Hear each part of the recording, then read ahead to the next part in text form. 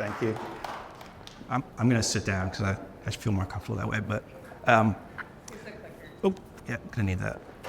So my plan for today was just kind of tell you guys a little bit about who I am, what brought me here, what led me to urban, kind of what makes me tick, and then speak a little bit about my team, show you what we do, show you one of my projects. We're going to talk about DVU because it's one of the flagship projects we've done this year, and I think you'll enjoy that. And then at the end, I'll tie this all back into this concept of pain. So we'll see how I thread that together. So a little bit, you heard the bio. Can everybody hear me, first of all? Yeah, you're all good.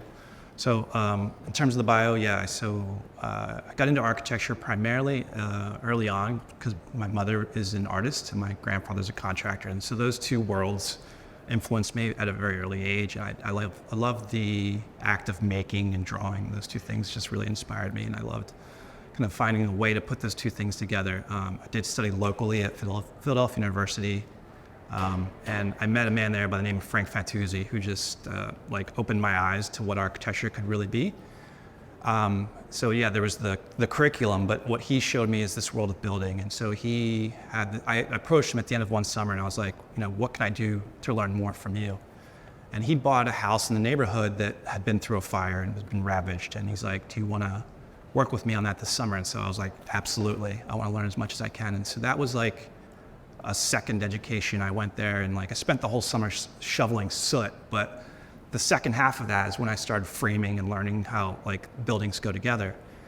And there's something about that kind of makes your drawings that much more powerful. You learn to draw in school, but you don't know what all those lines represent and what they mean. When you're in the field and you're the guy holding the hammer and putting those studs in place and really seeing how you can shape space very quickly through framing and understand what the guys do in the field, I think that changes what your drawings are, and your drawings become much more powerful, and they communicate better to the people in the field, the guys that are doing what you're drawing. If you understand how to do it the same way they do, or aspire to learn to do it the same way they do, then I feel like your drawings are that much more powerful. So that was kind of my foray, or why I got into architecture. I did, as you heard, I started in kind of the small, medium, large firms all throughout the city. Quickly became disenfranchised to all that just because it just didn't fit my personality or who I am. I'll tell this story about this one firm, which will go unnamed because it was an awful experience, but it's a huge firm. It was 110 people, but the design team was 6. There's 6 people who actually got to do the design work. Everybody else was part of the cog in the wheel, and they were basically picking up red lines. And red lines, if you don't know what those are just corrections. They're just correcting other people's drawings. And I just come out of school, and I love to render, I love to draw, and I brought my markers in one day, and I was like, I'm gonna just draw on my lunch breaks and render. And it quickly became known to me that was not a thing to do there. They actually told me to take my markers home and not bring them back to work. And so that was it. I was like, this isn't for me. This isn't the environment I want to work in. I want to work in a place where they want me to bring my markers. They want me to draw. They want me to color. They want me to explore that creativity. And so I was like, I got to do something else. That coupled with this kind of need to make, I wanted to make again. I wanted to build again. And so I started that collaborative with a group of friends from school, and it worked for a few years. We built the idea was to draw in the winter and build in the summer. Ideally, that's the way it works because no one wants to work in the winter outside, but it didn't always line up that way. And so the majority of our work is in Fishtown, still exists in Fishtown, single-family homes, and had a great opportunity with the McDonald Group, Tim McDonald and team, to build several houses out there. And that was, again, just another way of learning, another way of informing what I draw and how I draw. So it was a unique experience, and some of it is not, it's not glamorous. We were in the muck, we're in boots and mud, but that I think is a necessary way of also getting humbled and really understanding what other people have to go through to make your drawings real, right? So I think that was invaluable to me, and I learned a lot from that. And it makes what I do today that much more meaningful. So then, 2008, the market kind of fell apart, and housing just wasn't doing that well. And so I've always known about this company and just been to their stores and been inspired. And how can you not be? I think that, I looked at, this campus, and I was like, these people get me. This is what I want to be. This is what I want to do. And I love this kind of idea of architecture as a way of subtracting rather than adding, right? You're going into spaces and you're peeling things away to expose the honesty of making, right? Like there's an honesty about like seeing how those rivets go into that, that W section, and like seeing all these, what might feel to some people like sloppy connections, to me is like the truth about how things are made. And I think that it was the first place that I saw that celebrated those things instead of like trying to like cover over them, and I have nothing against J. Crew, but like they do they do their layer over the building, where we come in and we take things back and subtract and find and reuse, which is also from a global perspective is a better approach. So I always appreciated that. And so, yeah, the idea of subtracting rather than adding, the honesty, there's a pioneering nature to the spaces that we took over in terms of neighborhoods. We'd go into neighborhoods where it wasn't quite hip yet to be there. I think of like the Rialto Theater in Los Angeles. Like it was a downtrodden neighborhood. We were the first ones there, and then other retailers start to fill in. And so I always admired that, and I think that resonates with our customer. You're going into a space where, it's like a little bit risky almost to be there, and so then we're bringing that livelihood to that space, and I always appreciated that kind of pioneering look towards real estate. The other thing about the urban that I really appreciate, and it's not just urban, I think it's all brands, because I work on Anthro, urban, beholden, terrain, like I work across all brands, was this kind of idea of taking something common or something that everyone has access to, like plywood, for example, and using it in a way that's sophisticated, finding a way to detail something that like feels, elevated, but it's a very common, like, everyone can kind of buy it material. And I just thought that was really inventive and creative. And I think that creativity, that imagination is what keeps bringing people to our stores. And so that's what we're trying to do, is keep people coming, obviously. And so, that leads me to my current team. We, as I mentioned, we do all the Anthros, the beholdens, the terrains, the food and beverage projects, anything kind of infrastructure related. We're blessed to work on some things here on the campus as well. But our biggest challenge, I would say, like today, is like, how do you keep people interested in coming into a room or into a space versus sitting at home on their tablet and shopping? And I think you start shopping on that tablet, that device, but you ultimately want to be out among people. You want to socialize, you want to interact with other people. And what urban used to be is this hub, this center where you fly into Portland and you go to the urban and you go to their bulletin board and you kind of see what's hip about that city. And that's what it used to be. But I think that the ease of the technology we have today makes that unnecessary, so people don't do that anymore. But I was inspired recently when I went to the Ardmore store. I was like, obviously I've aged out of the customer group. I'm not that customer anymore, but I took my family there because I was looking for something, and there was a group of teenagers on the staircase, and they were sitting there, all on their phones, but albeit all in the store. And like Dick Hayne always says, activity breeds activity. And so if you see people there, you see action, you see people coming to that space, it makes you want to see what's interesting about it. And so they were just hanging out at the base of the stairs, all on their phones, not really shopping, but it was still nice to see like teens or people of that age group like getting out of their bedrooms, getting out of their spaces, and like shopping in a physical space again. And so that's kind of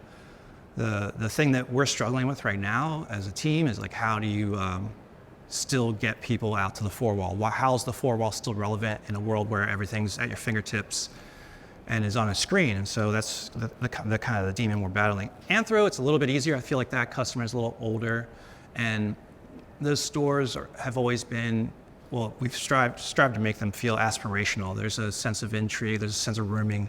You're kind of meandering, wandering around the space, the smells, the music, everything's something you're there to kind of experience, and it feels very kind of serene. Every time I go to an Anthro, that's kind of the thing that I look for. And of course, both brands and all brands, there's the visual layer, right? Like the visual team's doing an incredible job changing out displays and like layering on top of the architecture, because what we build is permanent. I can't change the architecture for the customer every time they come. But that layer of like product, and then also the design build and the display, is what really intrigues our customer and keeps them coming back. I think that we have an incredibly talented group of visual artists that work in all our stores. Currently, we're seeing a shift in scale. I think that we looked at our stores formerly were like 10,000 square feet to 30,000 square feet. Like our current footprint, our current like tact in the real estate world is to scale down and look at, I use the metaphor of toast and butter. You're buttering the toast with very little, the bread's too big for all the butter. So you have to reduce the size of the piece of toast so the butter spreads out. 3 skylights in a 10,000 square foot store don't really make an impact. 3 skylights in a 3,000 square foot store, that's a gesture, that's a huge move, and like it feels more impactful. It feels more boutique-ish and more curated. And so I think those are all things that we're kind of exploring, like what's the right scale for our customer.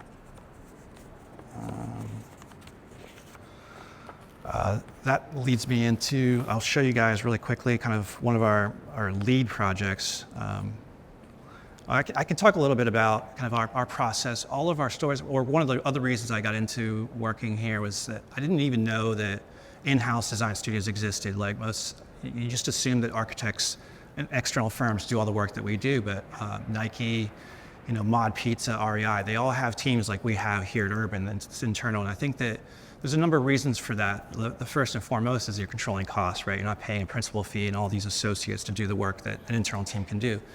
The other thing that it kind of eases is that connection between the creatives here and the executives. And so like I have a direct connection to Dick Hayne, like I meet with him on all the large projects. And so it keeps things like tightly knit. And so there's an advantage to that, having the internal team. So I think that's worked really well for us. A typical project for us, it's very quick. Like that's one thing I will say about retail is it's like, in an architecture firm, you start a project, you might not see its completion until like a year or 2 years down the road. Here, it's like 6 weeks, that thing's done. It's out the door, and you're on to the next. And so things move very, very quickly.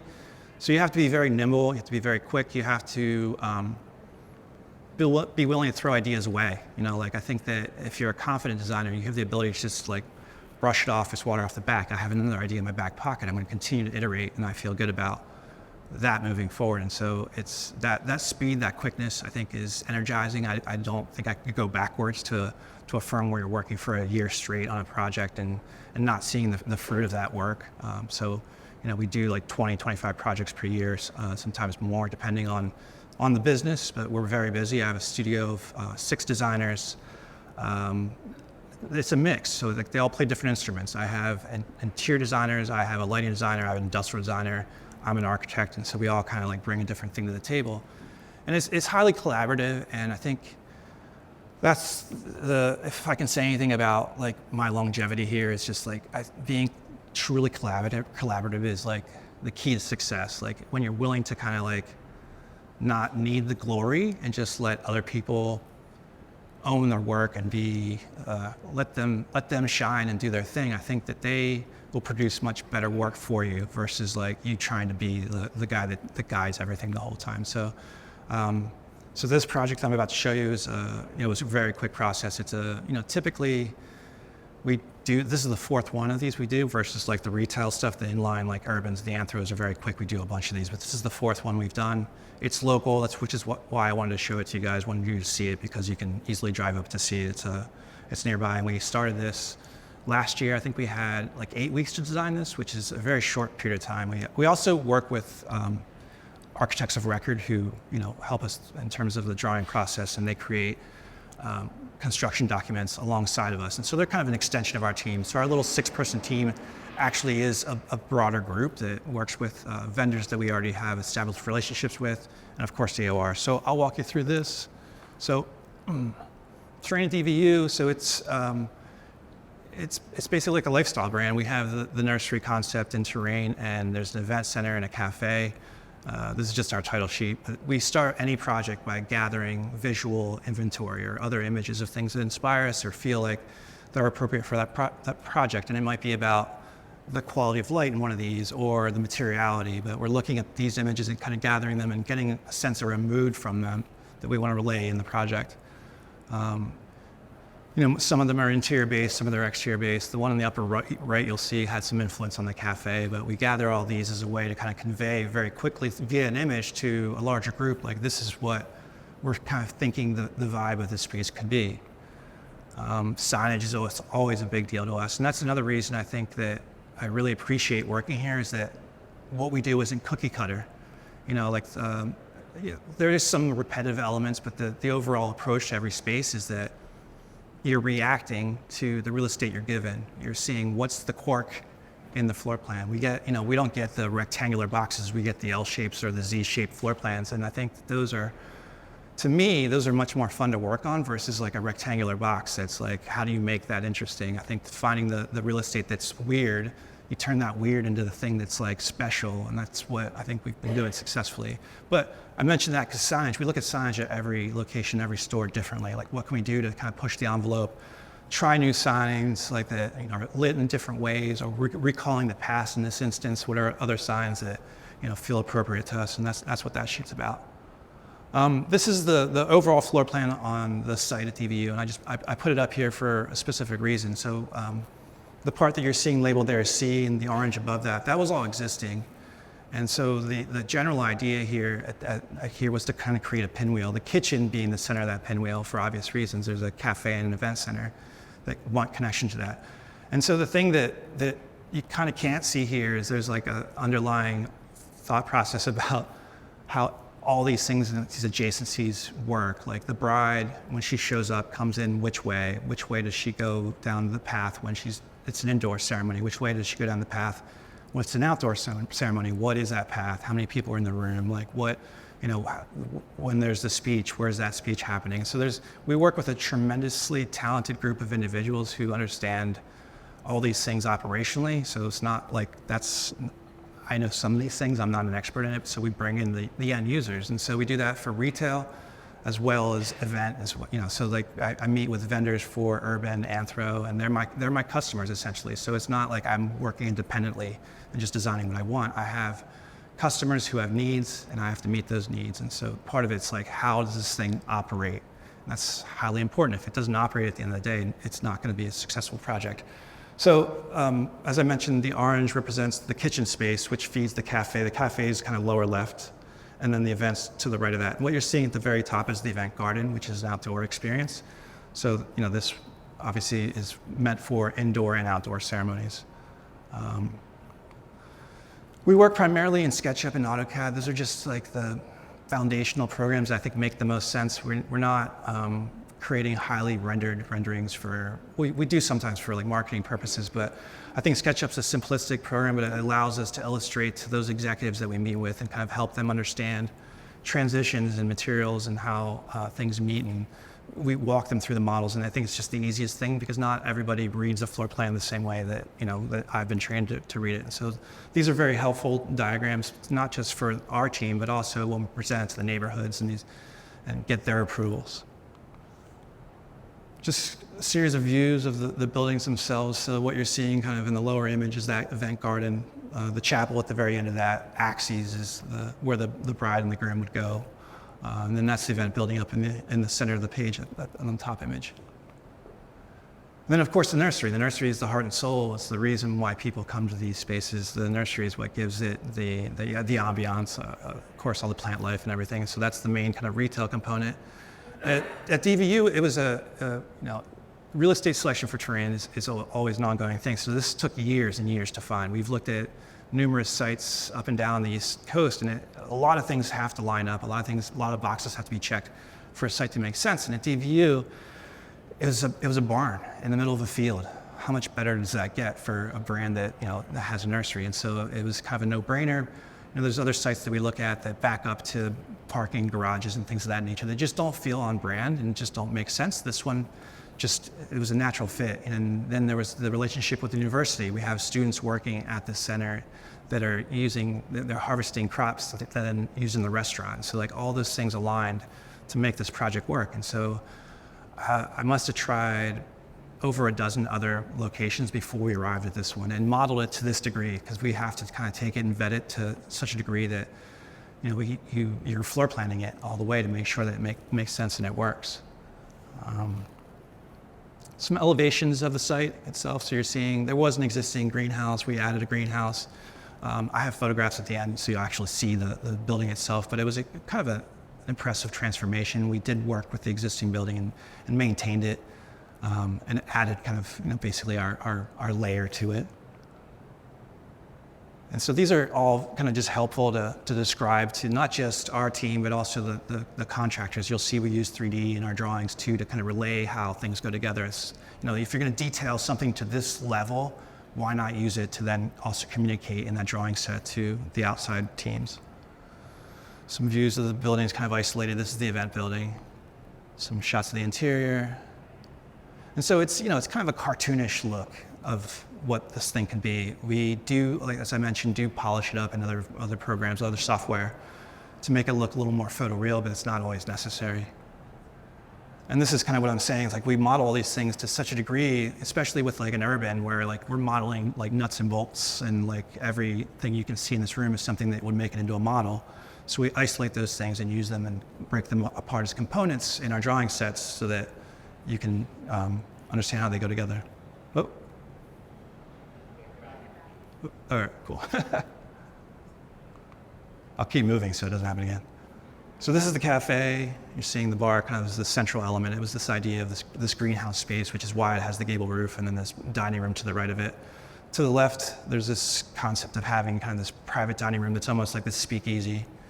Anyway, so there's a side room to that is part of that that's reserved for private events. That's part of that experience. Let's see. Doesn't seem to be working.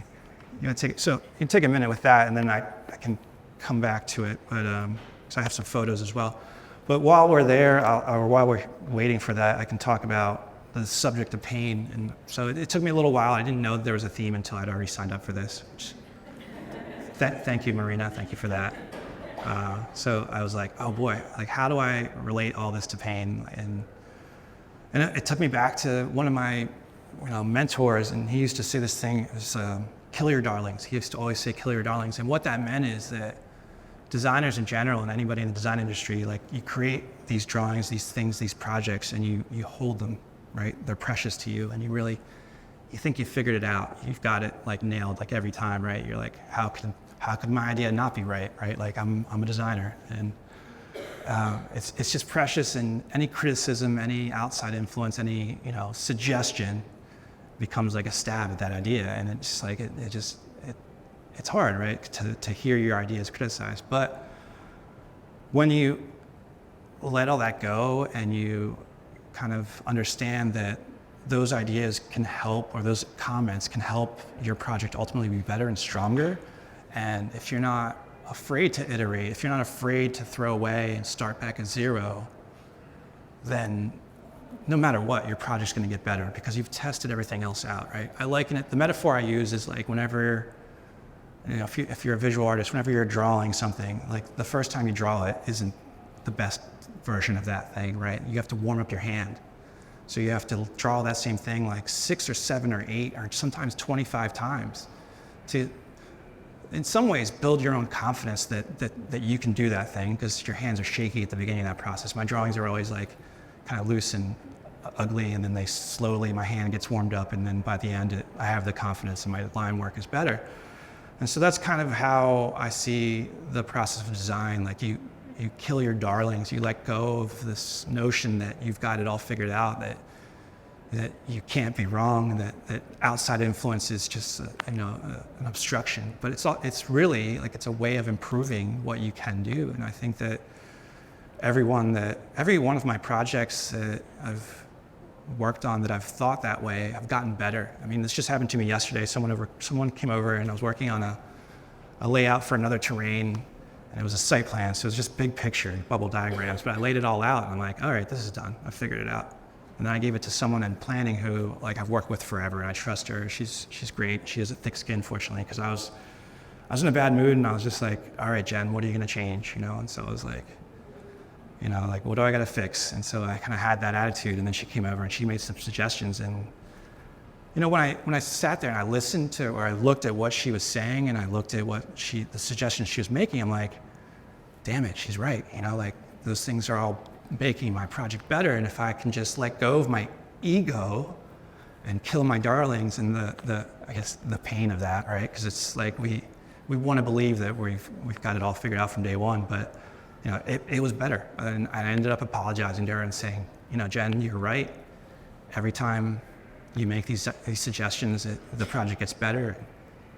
We're better for it, and the project's better for it. And so that's kind of my loose tie-in to pain and ego. So kill your darlings.